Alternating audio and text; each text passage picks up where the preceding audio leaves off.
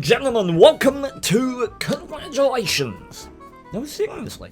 I was gonna call this, What a Maneuver, but halfway through editing it, I actually realised I'm incapable of saying What a Maneuver in any other tone of voice whatsoever, and even for me, it got old really quickly.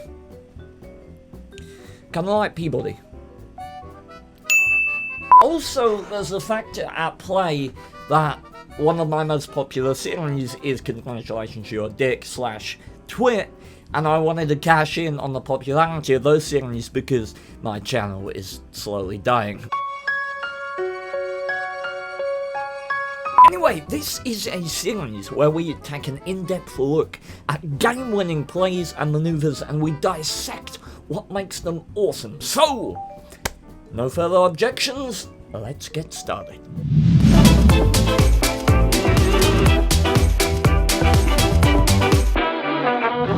So, here we go. Nothing builds up a dawning feeling of futility in a light tank quite like Himmelsdorf.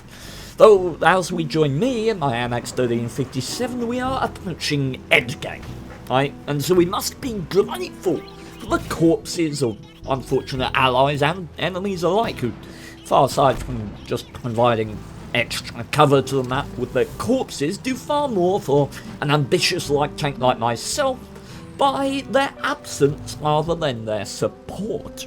Trading tanks one for one with the enemy can be the perfect catalyst for your light tank gameplay, allowing you to exploit that newly formed gap in the formerly closed ranks of enemy forces and utilise it to swing the tide of battle.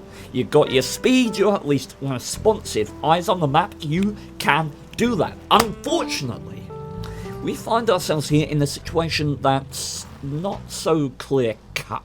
Right? The enemy team, fresh from an inspiring and fierce battle on the hill, are coming rushing down the beeline, and IS-20 backed by a lurver. Now, the IS-20 is a two-shot for me, with my 1 second shell delay. You know, were he alone, I could probably take him out. However, he is backed by a tank that Wargaming themselves have described as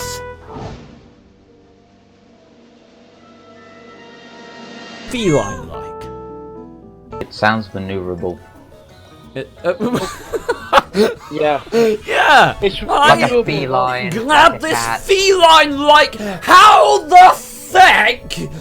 And what? Feline? In Well, what it's- way? It's a In the way that it love. lies about the lovely. map doing nothing all day. Is that how it's feline? Because I can see that more than Yeah, Yeah, lying out a around windowsill going, wow. yeah. Yeah, that's what I mean by hold down. I mean, it sits on a windowsill looking out and just going, wee, oh look, Meow. oh look, a car going look. past, meow. Hey look, it's 4 o'clock. Meow, eat my food. Meow, meow, meow, Yeah, I meow, just need some meow. So this situation becomes not only about taking the IS-20 down, right, but not getting engaged and killed by the lurver behind him on a one-shot for both of these tanks. Now, the IS-20 has a speed limit of 39 kilometers per hour, and it will reach that speed in a city, especially coming down from a hill like it is now. It's quite enough to pull out a decent lead against a tank like a lurver. Right? Therefore, based on that information alone, we can tell that distance favours us, right? As in, the longer we wait to engage the IS-20 while he's moving at top speed, the further the gap will be between him and the lurver. But moves like this are about more than just tank knowledge. It's also about player psychology. I'm well aware at this point that I have not been spotted, and this provides me with a decent advantage. One of the best ways to improve your player versus player psychology is to imagine the engagement from the enemy's point of view. If I'm this IS-20, I've had one hell of a fight, clearly, based on my health. Now someone is capping. I'm not that scared or many enemy tanks left on this team, so I'm most likely going to go straight for the cap circle, see if I can stop it. I'm a powerful tank, why ever not? See, he has no reason to believe currently that I'm anywhere about. And so my plan is to set up an ambush, utilise his objective to reset the cap to my advantage. And the whole time that I'm sitting here out on this flank, I'm imagining what 39 kilometers an hour looks like. Where the IS-20 will be on the map at what particular time, and we decide to go for it. And that is perfect. You could not get much better timing than that right there. Lurva still not exposed in the corner, IS-20 down. Suddenly, we found the advantage. The VK loves it, I'm pleased with it.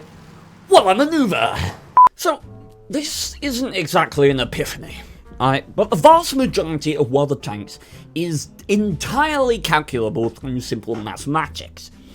I say that because whatever your opinions about this game, right, the balancing, the good and the bad and whatever, right, everything in this game has hard and solid numbers behind it.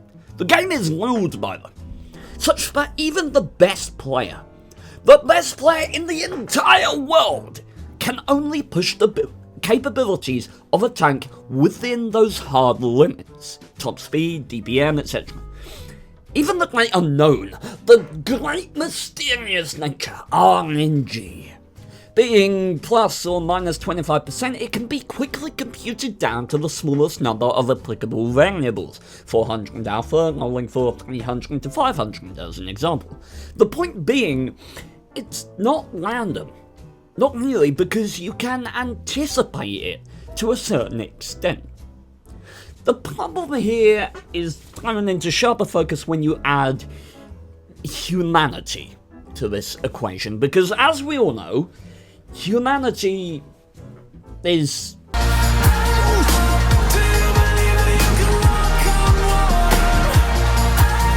feckin' stupid. Bitch! The contrast of game attitudes and knowledgeability and incompetence and the investment or lack thereof of random teammates provides more randomness and unpredictability and variation than all of the RNG in the game ever could. Right? That's been my problem. Right? Human variation is the caveat to the predictable nature of the numbers game in World of Tanks. But that doesn't mean that my brief summary of it is not valid, and it doesn't mean it's not usable. It just means it's dangerous to rely on it every time. In this game you can see me running a fairly simple element of game calculation. Originally I was relocating to this flank in order to prepare for an incursion around the corner. Right? However, then the 1390 drowns. At this point, it's clear to make a calculation here. He could have been in one of two places. Either somewhere on the 8 to 0 line, or he is in this area. However, that guy didn't get spotted the entire game before he died. And judging by where our team are, it's highly likely they would have spotted him there. Therefore, I can only assume that 1390 was over on the 8-9 line. Now, the most likely place for a tank to drown is here, because you're going over that position because you can, if you don't drown. Rest in peace. Given that the 1390 was a good player, he would have noticed that his T-34 was advanced, and he would most likely have been equal to or ahead of his position. Now, we ask an age-old and very important question at this point. What is not spotted on the enemy team? In this case, a Jagdtiger and a Scorpion G. Now, given the Scorpion's skill level is around 51%, he's more likely to be camping than exploiting what you've got to admit must seem from their side as an exploitable, advantageous flank. Right? They're looking at this flank on the map, they see nothing here, the T-34's halfway up, the 1390 was there, it must look like this flank is completely empty. What would be exploiting that? Well, a Jagdtiger, right? A more generally aggressive heavy tank. Now, I'm thinking that Jagdtiger is going to be fairly isolated, and the T-34 may be advancing as well, but the T-34 has the worst DPM on any non-auto-loading Tier 8 heavy tank. So there's that. And also, he's a one-shot. Thank you, Mr. T, for lightweight. Therefore, this flank is absolutely exploitable, even by a bottom tier tank such as myself. So, let's see what we can do. I tell the Scorpion to follow me, and I poke ambitiously around the corner and light on cue. Hello, darling! Now, at this point right now, there are two options. If I think the Scorpion G is here, then I can fall back and I can lure the Jagdtiger round the corner into the fire of the Scorpion and the Death Star. However, right now, as I said, I believe that this guy is completely isolated. I believe the Scorpion is camping base. Now, the lightweight has killed the Tifa before behind him, so I decided to start making investments for this combat. One beautiful tracking shot takes his tracks off, and he responds painfully, but this is just... Look at me! Dystonia Man, cool as a cucumber. Another tracking shot. And this is a helpless TD. This is a feast, I tell you. No fire coming in from the Scorpion. We went light on that account. And I am just, I am having the time of my life until Killsteel McSmall Penis comes along. Cheeky bastard. By the way, the unenlightened can look up on a move like that and they call it lucky. Right? Whereas I call it calculated. Was that a risk? Yes, the Scorpion. But I made a judgment call based on all the available information, and it paid off. We managed to exploit a tank that was, in the end, pretty poorly defended. What a maneuver! Okay, let's take a break, and while we do, we'll watch Circon's slightly sexier twin sing the Mario theme a cappella.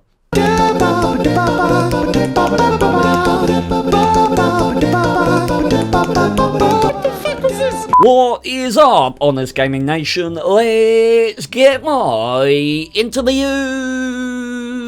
Udezo3, which is a tank that I went through a period of addiction to it. I played the heck out of that tank. I can say it's one of the few tanks in this tree, the Swedish TDs, that I actually enjoyed. Right? Probably because of the high top speed. Like, my god. Now, those of you who know me will know that in my TDs, I generally play very aggressively. I am not one for camping. And even in a tank that is perfectly designed and consciously optimized for doing just that, I will still most likely be found playing it up front and aggressively. However, that's not because I'm stubborn. I am stubborn, but that's not why I'm playing it aggressively. See, camping, like capping actually, in World of Tanks is a tool. I'll utilize it happily if I deem it appropriate. The issue being that camping becomes appropriate when you're on the back foot, right? When your team is losing. However, I found a great solution to that to be not to lose the flank in the first place.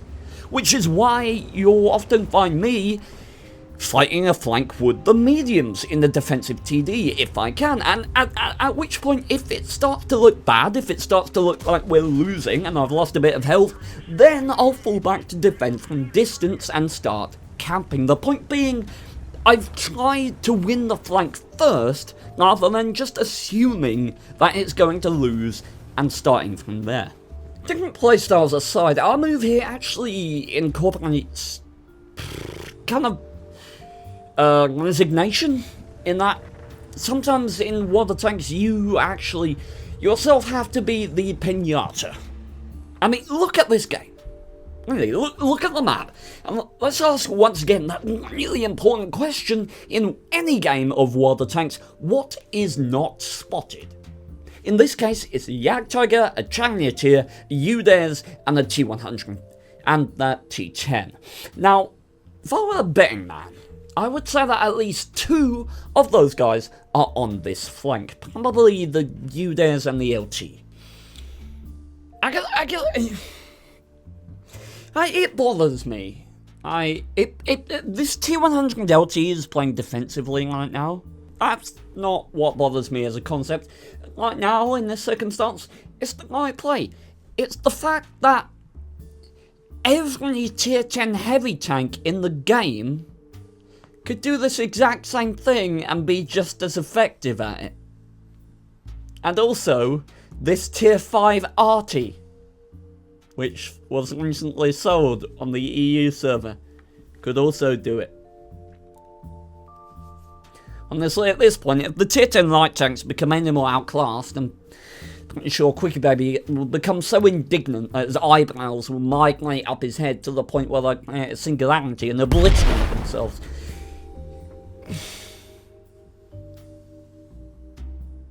Anyway, we gotta look at the balancing. Our town force is heavily outmatched. We have 5 tanks in there versus 7 enemies, potentially more. I imagine that unspotted T10 is in there as well, being a heavy tank, right? So over here, even if all of the unspotted tanks are here, which is highly unlikely, we still have 8 tanks versus 7 tanks on the enemy team, which is a numbers advantage. But even assuming that, we are still outnumbered in the town. And if the enemy notice that and capitalize on that advantage, we are screwed. Therefore, time is of the essence. We have the advantage here, we need to capitalize on that, and sometimes all your team needs on a flank that you know that you can calculate you are probably going to win is a display of aggression and confidence. And so I'm gonna do something potentially stupid, but I will do it as intelligently as I possibly can. I pick a position where I'm covered from the unspotted tanks that are potentially at the back. And upon seeing me, luckily enough, the T4 goes into TD, I must outflank it mode and dies a horrible death, which is quite nice. And after that point, some people might set up in the bush. I might play defensive. No, I am going to keep the aggression going, because at this point, if anything shoots at me, it has a hell of a gun line to face, and I still know at this point winning this flank quickly is really important, because the enemy at this point can still capitalize on it. They can still beat our town force. So aggressive gameplay right now. And indeed we do spot out both the UDES and the LT. And in the end we spearheaded a flank winning maneuver with a defensively oriented tank. Not through arrogance and an obstinate playstyle, but through judgment. I am pushing the limits of what's appropriate based on the information in front of you. What a maneuver! So, a great, fantastic advantage in water tanks is realism. I'm 100% serious. And you have to be realistic and honest with yourself about how important, or indeed unimportant, you are to the game. Whatever tank, whatever tier you're playing. Some people can't do this. You know, I say can't, maybe they don't want to, but they prioritize themselves first and foremost above any random teammate. And while that can serve you well, all too often, especially with the current 25/7 issues, it is categorically wrong. And should you find yourself needing an example of something categorically wrong, I encourage you to look at any one of Wargaming's adverts for their premium tanks. Be unstoppable. The Mauerbrecher. Sometimes in chess, you have to sacrifice a piece for the good of the overall game. In water tanks, sometimes that piece is you. The query being, right, how much can you get for what you are worth? In this circumstance, I'm bottom tier, right, here in an STG on Westfield, and most unfortunately, we get into difficulties on this flank. First, our 140T runs and dies, not very helpful. The Batchat runs away, and a while later, the other 40T takes 218 damage. Now, what does that tell us? Well, it could be any one of the 3 unspotted tanks on the enemy team. T-49 with a stock 19mm gun, the Pantera, or the Black Dog. Now, shortly after unloading a clip, the fully T decides to abandon the flank, during which the enemy T-49 is spotted back there. Now, from that position, there's no way it could have hit the fully T from there, so it implies that the Pantera or the Bulldog is still up there with the STB, therefore, I'm outnumbered. How unfortunate. Now, at this point, this flank is fairly weakly defended. Even more so if I relocate and start camping like I would normally favour, maybe a more tactical relocation. The other flank is fairly equal, except this over here is their tier 10 medium tank. This is an ace in the hole for them. If I can make trouble for this enemy, if I can die to take him out of the game, if I can get a 1-for-1 trade, that is a good hand to play, right? And it's worth noting, this plane right here, as I spot the STB coming over, as a rule of thumb, if a tank that is more powerful than you, that is going to have an advantage over you if it gets close to you, is moving towards you with more health or a better gun or some feasible advantage, generally speaking, you should take the chance. The chance that you might get hit, the risk, in order to get the shot, because when the enemy is moving, they are far less likely to get the shot turned into you, right? Think about it, if they close the distance, you're dead anyway. You might as well take the risk while they have the disadvantage, while they're closing, to put that damage out. It's generally speaking always worth it. In any case, what I want to do now, I want to utilize and optimize this multi-level engagement. And I did a whole video, a concept review on multi-level engagements, which I will link in the description if you don't have a handle on what they are exactly. I encourage you, do go and watch my concept reviews. There's a whole playlist of them. They are great for getting a handle on advanced and intermediate level strategies in World of Tanks, and I think a lot of you will find them very helpful. Now, I don't want to run from this flank, right? It's great that I can make it look like I am, because as soon as I'm unspotted by that STB, I'm turning my ass around, and I'm going to try and find a perfect spot for an ambush. Right here, right? I've got cover from fire to the left if I reverse back, and I can really disrupt the STB's attack. So we set up, expecting our friendly STB any second. And there it is! And now, that guy's dead. He just doesn't know it yet. We got the Yak Panther, we got the fully T shooting in. So my biggest priority now becomes my safety, my longevity, and how long I can keep this position. So I immediately reverse as close to the cover behind me as I possibly can, mitigating some shells on that side. And there we go, STB-1 down. And I'm actually alive, which is, yay! Now, I must admit, at this point, I think I should have tried to take back the high ground, securing a position of safety rather than staying here. Either way, getting the outplay on the STB was wonderful. A thoroughly worthwhile investment of my tier 8 tank taking out a tier 10. What a maneuver!